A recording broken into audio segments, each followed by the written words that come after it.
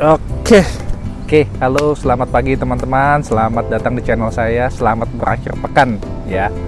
Enak ya? Udah pada olahraga belum? Jadi di kesempatan kali ini saya akan menjawab satu pertanyaan ya teman-teman ya. Jadi sebenarnya pertanyaan-pertanyaan cukup banyak. Mulai dari yang serius sampai yang bercanda itu banyak banget teman-teman. Yang ngerjain juga sebenarnya banyak. Jadi kali ini saya akan menjawab satu pertanyaan khusus ya teman-teman ya. Apabila kita senggama sebelum haid misalkan ya. Ini selalu banyak yang bertanya apakah ada bisa hamil dok begitu. Jadi pertanyaannya tuh macam-macam teman-teman ya. Ada yang bilang dok saya hari ini senggama lalu besok flek-flek haid gitu apakah bisa hamil. Ada yang 2-3 hari sebelumnya. Ataupun ada yang bertanya 5-6 hari sebelumnya sebelum haid gitu kan ya. Bisa hamil atau tidak gitu ya. Jadi sebenarnya di sini ada satu hal khusus yang mesti diperhatikan. Jadi sebenarnya di sini ada satu yang pasti teman-teman. Apabila Anda senggama, lalu 2 hari atau 3 hari kemudian atau besoknya Anda haid, ya, itu berarti siklus haid Anda sudah selesai. Jadi pada saat Anda sudah haid lagi, itu sudah memulai siklus yang baru lagi, ya. Jadi untuk siklus yang saat ini teman-teman itu sudah lewat. Berlakulah siklus yang selanjutnya. Seperti itu ya. Itu yang pasti teman-teman. Jadi sebenarnya pertanyaan ini tuh sudah pernah saya jelaskan. Tapi memang saya selipkan di beberapa vlog gitu kan ya. Sekarang ini khusus biar ada judulnya. Kalau teman-teman ada nanya saya tinggal nih nonton yang ini gitu. Nah di sini sebenarnya teman-teman ada yang harus diperhatikan. Apabila Anda senggama 5 hari atau 6 hari sebelum haid gitu kan ya. Di sini ada yang harus diperhatikan. Jadi yang harus diperhatikan di sini adalah sebenarnya siklus range teman-teman. Siklus haid Anda sebelum-sebelumnya. Ini selalu ya. Jadi karena berupa range, misalkan di bulan lalu 25 hari, bulan sebelumnya 26 hari, bulan sebelumnya lagi 28 hari atau sebelumnya lagi ada yang 35 hari. Misalkan seperti itu. Nah, di sini teman-teman mesti ingat. Jadi kalau misalkan selama 6 bulan terakhir range-nya itu sekitar ya misalnya 28 sampai 30 cuma beda-beda 2 hari atau 3 hari itu tidak masalah gitu kan ya. Cuma yang akan menjadi masalah adalah bila perbedaan range ini di 5 bulan yang terakhir dok dulu saya pernah ada yang 35 hari dok gitu kan ya. Lalu yang sekarang yang terakhir-terakhir ini saya sekitar 25 atau 26 hari gitu kan ya. Itu sebenarnya ada beda 10 hari teman-teman.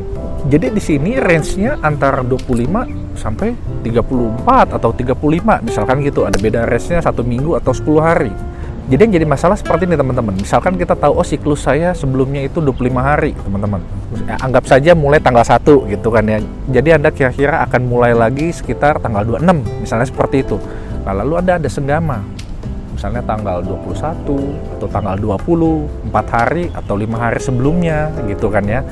Nah ini akan menjadi masalah apabila teman-teman tidak tahu kalau misalkan di 3 bulan sebelumnya atau 4 bulan sebelum yang lalu itu ternyata siklus Anda itu ada yang 34 hari. Andai kata 35 hari teman-teman. Misalkan 35 hari lebih panjang gitu kan ya. Kita tahu siklus normal itu dari 28 hari plus minus 7 hari gitu kan. Misalkan andai kata Anda ada yang 35 hari dikurang 14 aja itu sudah hari ke-20. Sedangkan Anda senggama ini 5 hari sebelum dari yang siklusnya 25 hari. Misalkan seperti itu. Tepat itu masa subur pada saat siklus Anda yang terpanjang. Semacam itu. Karena permasalahannya kita tidak tahu siklus yang sekarang ini akan menjadi yang berapa hari teman-teman. Yang kita tahu adalah ke belakang itu dulu range saya sekitar 25 atau sampai 28 gitu. Kalau sekarang tiba-tiba jadi 33 atau 34 itu akan menjadi masalah. Ya, jadi pada saat kita melakukan senggama sekarang, kita kan nggak tahu besok akan jadi haid atau misalnya 3 hari lagi akan haid. Itu hal yang akan datang, gitu loh, ya kan? Disitulah permasalahannya. Jadi yang menurut saya paling bagus adalah siklus range haid itu kita tahu 6 bulan terakhir. Jadi gimana teman-teman ngerti ya? Di situ ya, disitulah permasalahannya, ya.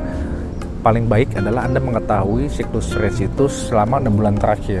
Memang itu lebih baik 6 bulan terakhir. Apakah itu jaminan? Tidak, teman-teman.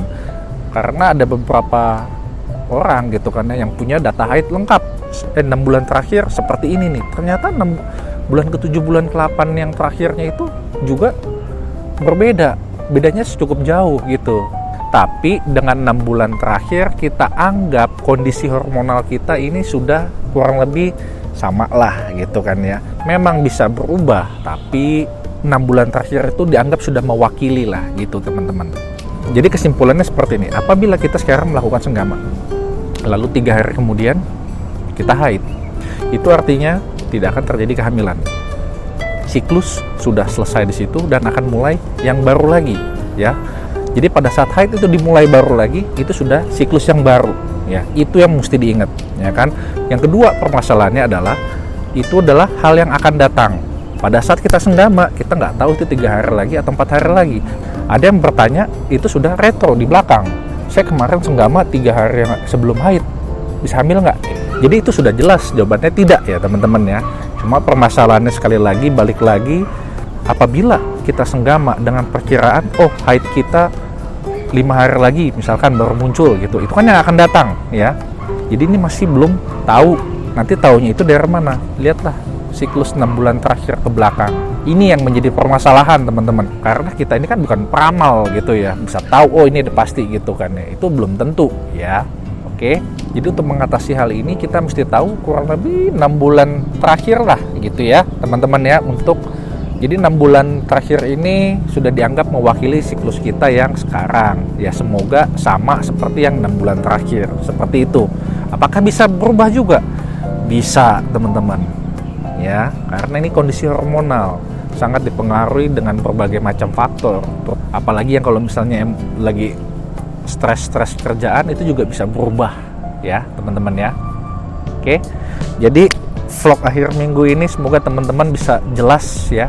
Semoga video saya ini bisa berguna. Akhir kata saya Dr. Fernand, saya mengucapkan terima kasih.